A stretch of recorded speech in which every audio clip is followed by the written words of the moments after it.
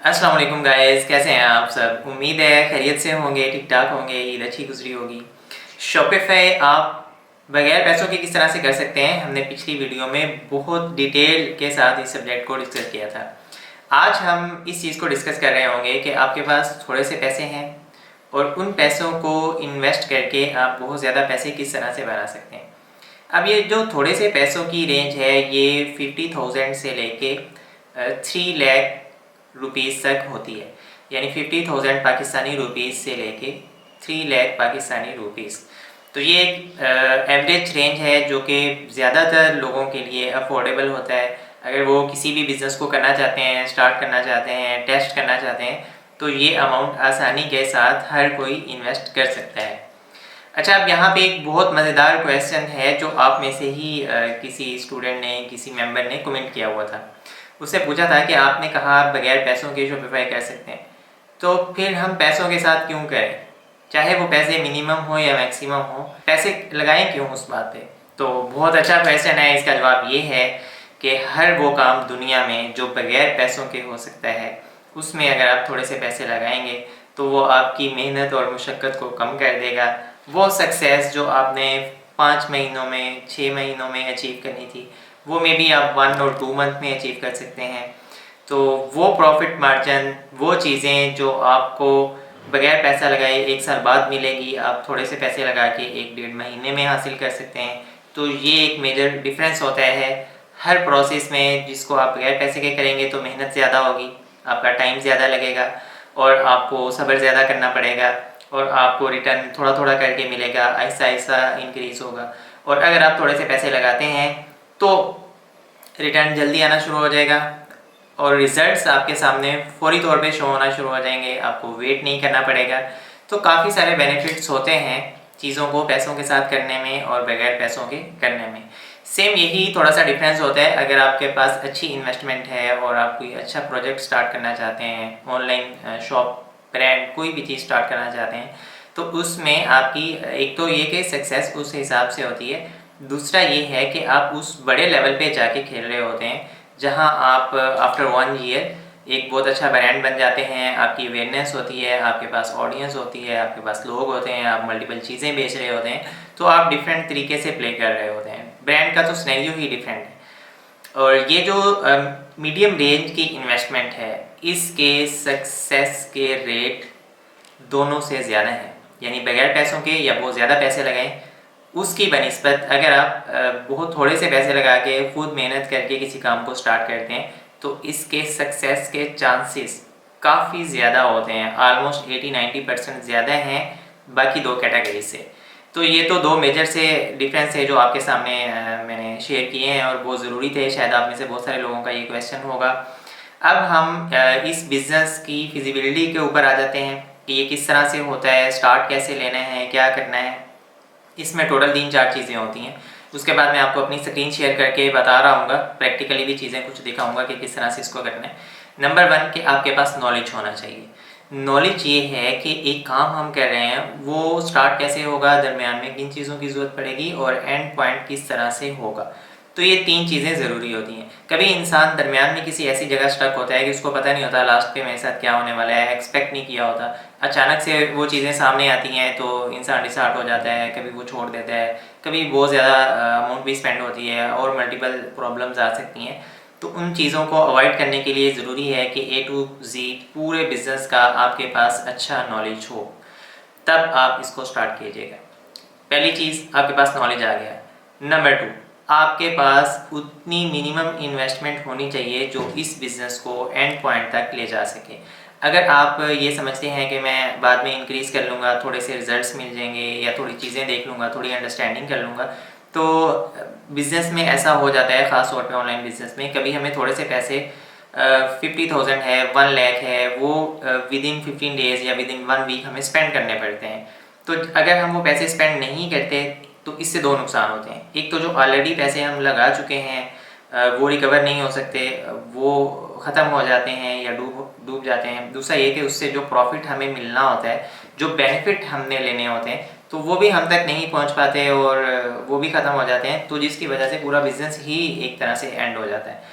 तो इसके लिए ज़रूरी है, बेशक आप 50,000 का प्रोजेक्ट स्टार्ट कर लें या 1 लाख का स्टार्ट कर लें, बट डे 1 से आपको पता हो कि मैंने किस पॉइंट पे, किस चीज़ पे कितने पैसे स्पेंड करने हैं और मेरे पास टोटल बजट कितना है, मैं किस लेवल तक जा सकता हूँ। तो ये सारी चीज़ें आपको बहुत ज़्यादा क्लियर होनी चाहिए। ये भी मैं आपको शीट में दिखाऊंगा कि किस तरह से आप इन सब चीज़ों को मैनेज करेंगे। आप बिज़नेस स्टार्ट करने से पहले इसकी प्लानिंग किस तरह से करेंगे, ये प्लानिंग बहुत ज़रूरी होती है। हम इंशाल्लाह नेक्स्ट वीक के या उससे पहले भी शायद अपना कोर्स स्टार्ट कर दें, जिसमें आपको हर चीज़ डिटेल से बताई जाएगी। और उससे पहले आप में से हर इंसान का सिनेरियो डिफरेंट हो सकता है, तो हम अपनी पूरी कोशिश करेंगे कि अपनी तरफ से क्लियर कर दें कि आपने पहले स्केड्यूल किस तरह से बनाना है, कैलकुलेशन कैसे करनी है, कितनी चीज़ें अभी एडवांस में रेडी रखनी है, कितनी चीज़ें आप बाद में कर सकते हैं। तो ये सारी आप सब करके रखें, तब आप इसको स्टार्ट करेंगे तो इंशाल्लाह सक्सेसफुल होने के चांसेस भी काफ़ी ज़्यादा हो जाएंगे। अच्छा, उसके बाद नॉलेज भी आ गया, आपने कैलकुलेशन भी कर ली, अमाउंट भी है, अब सारी चीज़ें हैं। अब आते हैं एक्चुअल बिजनेस की तरफ, जिसको हमने स्टार्ट करना है। तो अब मैं आपको अपनी स्क्रीन शेयर कर देता हूँ, आपको मेरी स्क्रीन नज़र आ रही है। यहाँ पे हमने ये मेंशन किया है कि अगर आप 100 ऑर्डर्स ले लेते हैं, तो ये ऑर्डर पर डे आ रहा है, लेकिन आप शायद 15 डेज़ में लें या 1 वीक में लें या 30 डेज़ में लें, तो अगर आप 100 ऑर्डर्स लेने में कामयाब हो जाते हैं। अब एडवर्टाइजिंग कहाँ हो रही है, कैसे हो रही है, इन सारी चीज़ों को हम यहाँ पे डिस्कस नहीं करते हैं, क्योंकि इसका यहाँ पे लेना देना नहीं है। हम जिस चीज़ को समझना चाह रहे हैं वो बेसिक कैलकुलेशन है कि हम अपने बजट को, अपनी एफर्ट को और अपने रिटर्न को, जितने पैसे हमारे पास वापस आ रहे हैं, जितने लग रहे हैं, उस चीज़ को अंडरस्टैंड कर सकें, क्योंकि हम एक बिज़नेस को करने जा रहे हैं। तो इन एडवांस अगर ये सारी चीज़ें हमारे पास होंगी तो हम बहुत अच्छे तरीके से इसको कर सकेंगे। अब ये देखें, 100 ऑर्डर्स अगर हम लेने में कामयाब हो जाते हैं, तो बिफोर बुकिंग कैंसिलेशन है कि आपने ऑर्डर रिसीव कर लिया, आप कॉल करते हैं कि भाई बहन आपने ऑर्डर किया था, तो मुझे बताएं एड्रेस यही है, अच्छा गुलिफ शाह कॉलोनी है, जंग रोड है, ये एड्रेस है, तो मैं आपका पार्सल भेज देता हूँ। वो आगे कहता है कौन सा ऑर्डर, किसने किया, कब किया, क्या किया, तो मैंने नहीं लेना, तो कैंसिल हो जाता है या भी कॉल नहीं उठाता। खैर, कंफर्म ऑर्डर में से भी आपको 25% 20% रिटर्न आ रहे होते हैं, तो ऑलमोस्ट हमने कोई 50% इसमें माइनस कर दी। इससे बहुत कम रेशो होती है, आपके रिटर्न भी कम होते हैं, आपकी कैंसिलेशन भी कम होती है, इतनी ज़्यादा नहीं होती। लेकिन हम एक बहुत ज़्यादा सेफ साइड के ऊपर जाके, इंतहाई लेवल पे जाके भी कहते हैं कि अगर 50% भी आपने ऑर्डर्स डिलीवर कर दिए, तब क्या सिनेरियो होगा। तो अगर 50% आपके ऑर्डर्स डिलीवर्ड हैं, तो उसमें से भी अब इस एक प्रोडक्ट की कॉस्ट है 700 और आप सेल कर रहे हैं 2200 पे, तो एक्सपेक्टेड इसमें एडवर्टाइजिंग कॉस्ट पर यूनिट आ रही है 240 सॉरी, और शिपिंग पर यूनिट अगर 200 ऐड करें 150 भी होती है, 170 भी होती है, 150 से कम भी होती है, लेकिन अगर 200 भी हम इसको ऐड कर लेते हैं तो भी हमारे 100 जो हमने ऑर्डर्स लिए थे और उसमें से जो डिलीवर्ड पार्सल हैं वो 52 हैं, तो उनके ऊपर कितना हमारा पैसा स्पेंड हो रहा होगा, कितने हमारे पैसे आ रहे होंगे। तो ये बहुत आसान सी कैलकुलेशन आपके सामने है। ये शीट आपके साथ पहले भी शेयर की जा चुकी है, दोबारा भी शेयर कर दूंगा। और मार्जिन कैलकुलेट कैसे करने हैं और भी 3-4 शीट्स हैं, वो हम अपने कोर्स में डिटेल से इन सारी चीज़ों को डिस्कस कर रहे होंगे, आपने इसको लेकर परेशान नहीं होना। अब ये देखें, डिलीवर्ड 52 पार्सल्स की अमाउंट कितनी बनती है, तो उसकी अमाउंट ये आपके सामने आ रही है कि टोटल अमाउंट जो हमने बायर से लेनी है। तो बायर हमें इसके 1,14,400 रुपीज़ पे कर रहे होंगे, जो कोरियर कंपनी के पास जाएंगे, और कोरियर कंपनी फिर हमें अपने पैसे यानी शिपिंग की अमाउंट काट के हमें दे रही होगी। अब शिपिंग ऑफ 70 पार्सल जो शिपमेंट है कोरियर वाले चार्ज करते हैं। ऑब्वियसली वो प्रोडक्ट हमसे लेते हैं, कस्टमर के पास लेके जाते हैं और उससे पैसे लेके दोबारा हमें देते हैं, तो उनकी एक सर्विस है, उसकी चार्जेस होते हैं। वो 14,000 इसके डिडक्ट हो जाएंगे, फिर जो अमाउंट है वो अराउंड 1 लाख। तो प्रोडक्ट कॉस्ट कितनी आ जाएगी, वो आएगी 36,400। तो जो प्रोडक्ट आपने बाई किया है शिप करने के लिए, तो उसकी ये कॉस्ट है।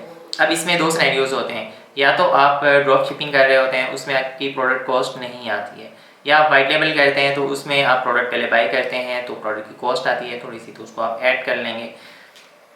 अच्छा, उसको भी माइनस कर दें, क्योंकि ये ऐसी कॉस्ट है जो आपको इन्वेस्ट करनी है।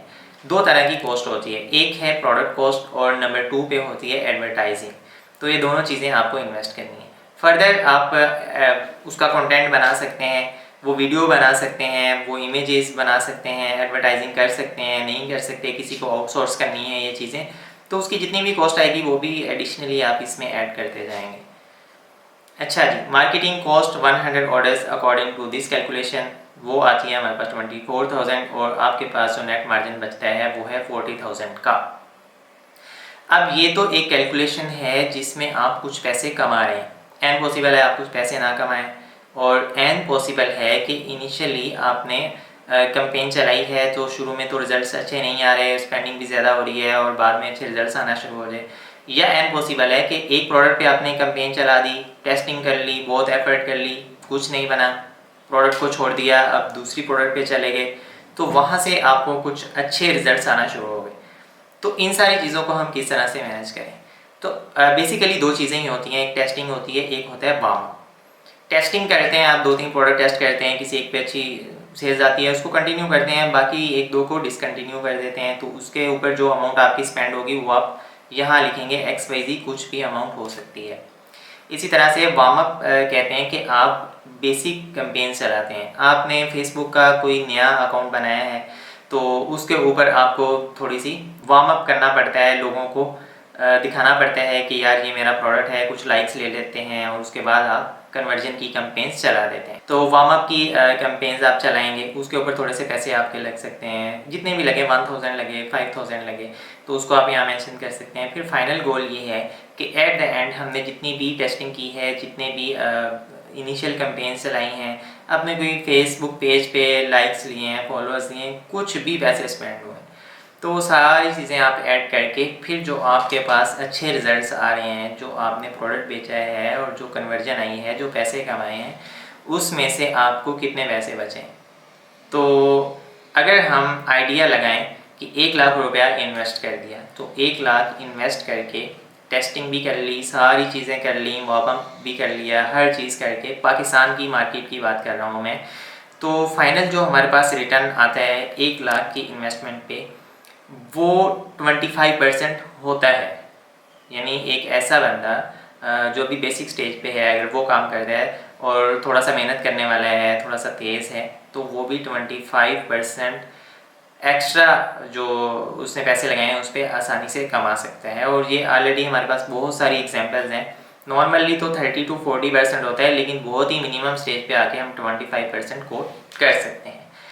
तो अगर 1 लाख की इन्वेस्टमेंट है और आपके पास 1,25,000 भी आ रहे हैं, तो मेरे ख्याल से इतना अच्छा बिजनेस दूसरी किसी मार्केट में या दूसरे किसी प्लेटफॉर्म पे अवेलेबल नहीं होता है। अब मैं ये अपनी बात नहीं कर रहा कि मैंने जिन लोगों को देखा है, बल्कि जिन लोगों ने खुद भी किया है इस काम को और कहीं से भी सीखा है, कहीं से भी किया है, किस तरह भी उन्होंने गिरते पड़ते इसको किया है, तो सब लोग ही इतना मार्जिन नॉर्मली कमा रहे होते हैं। और ये जो मार्जिन्स मैंने आपको बताए हैं, ये जो कैलकुलेशन बताई है, ये ज़्यादातर फिट आती है ऐसी प्रोडक्ट पे जो वाइट लेबल और प्राइवेट लेबल का मिक्सचर हो, ठीक है, जिसको आप PW कह सकते हैं। प्राइवेट लेबल भी है और वाइट लेबल भी है। तो बहुत सारी ऐसी प्रोडक्ट्स होती हैं जो फिज़िकल मार्केट में अवेलेबल होती हैं, काफ़ी अरसे से लोग उसको बेच भी रहे होते हैं, ख़रीद भी रहे होते हैं, लेकिन ऑनलाइन मार्केट के अंदर भी उनकी वैसी ही डिमांड होती है। तो उसमें अच्छे मार्जिन्स होते हैं। अगर आपकी क्वालिटी अच्छी है तो कस्टमर्स आपके साथ जुड़े रहते हैं, उनकी रीऑर्डरिंग बहुत ज़्यादा होती है और डे बाय डे उनका ब्रांड भी बिल्ड हो रहा होता है और मार्जिन्स भी इंक्रीज़ हो रहे होते हैं और एडवर्टाइजिंग कॉस्ट भी कम हो रही होती है। तो अब जो ज़माना है वो है PW का, private label plus white label का। पहले वाइट लेबल चलती थी, बहुत अच्छी सेल्स होती थी, ट्रेंडी प्रोडक्ट्स उठाते थे, बेचते थे, अब भी वो बिकती हैं और उसमें वैसे ही मार्जिन्स हैं जो पहले हैं, लेकिन मुशक्क़त अब बढ़ चुकी है, उसमें एफर्ट बढ़ चुकी है, उसकी टेस्टिंग बढ़ चुकी है और उसके प्रोडक्ट फेल होने के चांसेस भी बढ़ चुके हैं और उसमें जो रिटर्न्स हैं या कस्टमर का क्लेम्स हैं या दूसरी तीसरी चीज़ें हैं वो भी काफ़ी ज़्यादा हो चुकी हैं। मार्केट में कंपटीशन भी काफ़ी ज़्यादा हो चुका है। तो एक नया बंदा जिसने मार्केट में आना है और अपनी बेस बनानी है, इस काम को स्टार्ट करना है, उसके लिए बहुत ज़्यादा मुश्किल हो चुका है। तो उसके लिए कभी भी रिकमेंड नहीं है कि वो उस सिनेरियो पे चलना शुरू कर दे। हाँ, चलना चाहिए, चल सकता है, कामयाबी मिलेगी, वो बात नहीं है, लेकिन एक एक लेवल होता है किसी भी काम का, किसी भी चीज़ का एक स्टेज होती है, तो उससे जब आप गुजर जाते हैं ना तो फिर भी आप कर तो लेते हैं वो काम, लेकिन थोड़ी सी ज़्यादा मुश्किलात आपको पेश आती हैं। तो ये था आज का एक बेसिक सा सेशन, ताकि वो लोग जिनके पास एक मिनिमम सी इन्वेस्टमेंट है, वो थोड़े से पैसे हैं, वो इस काम को करना चाहते हैं या ऑनलाइन फील्ड में आना चाहते हैं, तो वो किस तरह से इसको कर सकते हैं।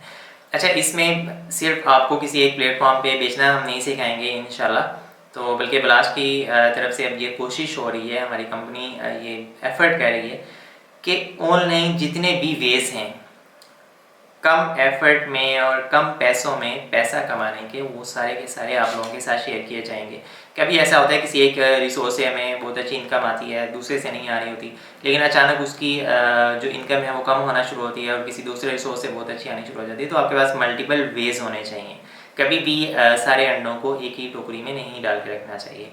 तो इंशाल्लाह नेक्स्ट वीडियो में मज़ीद कुछ चीज़ें आपके साथ एक्सप्लेन करूँगा। उसके बाद हम लाइव वेबिनार करना शुरू कर देंगे, 2-3 सेशंस कर लेंगे, उसमें आप स्टूडेंट्स भी सारे होंगे, लाइव हम सारी चीज़ों को डिस्कस कर रहे होंगे। फिर जब आपकी इनिशियल बेस अच्छे तरीके से बन चुकी होगी तो हम अपना प्रोसीजर स्टार्ट कर देंगे। Thank you so much. अल्लाह हाफिज़।